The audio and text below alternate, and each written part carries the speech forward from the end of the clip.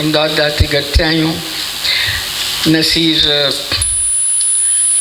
करबला जे वाक़े खे इमदाद जी शाइरीअ सां जीअं खणी आयो आहे, सादातनि जो बार बार ज़िक्र पियो करे, ऐं जेके सादात आहिनि, जेके आहिनि उहे त आहिनि, उन्हनि खां पोइ असां जहिड़नि खे जेको उन कतार में छिकींदो अचे।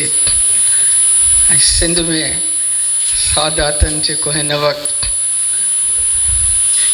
छा सालनि सदियुनि खां जिते हिते वेठा आहिनि, इन नाले खे जीअं इस्तेमालु कयो आहे, जीअं सिंधियुनि खे जे बर्बादीअ में, ज़हनी बर्बादीअ में पंहिंजो हिसो विधो आहे, उहा इंतिहाई मां सम्झां थी शर्म जहिड़ी ॻाल्हि आहे, निंदण जोगी ॻाल्हि आहे।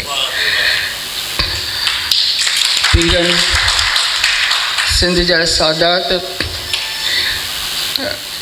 हैरान आउं नथी थियां, हैरान थियण जी हाणे ॻाल्हि रही बि न आहे, पर जंहिं तरीक़े सां अबोज सिंधी असांजा, मासूम सिंधी असांजा, ॻोठाणा सिंधी असांजा, नस्लनि जा नस्ल खणी सादातनि खे पेश करे छॾीनि, हिननि खां कमु वठो। ऐं सादात न असां जहिड़ा नाम निहाद सादात जिन वटि फ़क़ति हिकिड़ो हवालो आहे, ऐं वॾो अज़ीम हवालो आहे, जंहिंजो फ़ाइदो वठी उन्हनि खे असीं मिटीअ में, उन्हनि नस्लनि खे असीं मिटीअ में लोयो छॾियूं, बर्बादु करे छॾियूं। ख़ुदा करे हिन वक़्तु जेको कुझु थिए पियो, जेके नतीजा साम्हूं अचनि पिया, जेके एहतिजाज साम्हूं अचनि पिया, उहे सिंधी समाजनि खे, अबोज सिंधियुनि खे सुजाॻ कनि।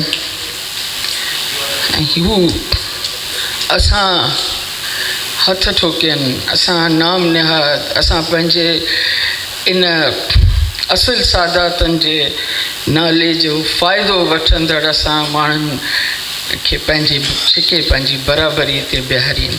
ऐं असां मूंखे बि अलाह सां इहा तौफ़ीक़ ॾिए जो असां आम सिंधीअ जे बराबरि थी बीहूं।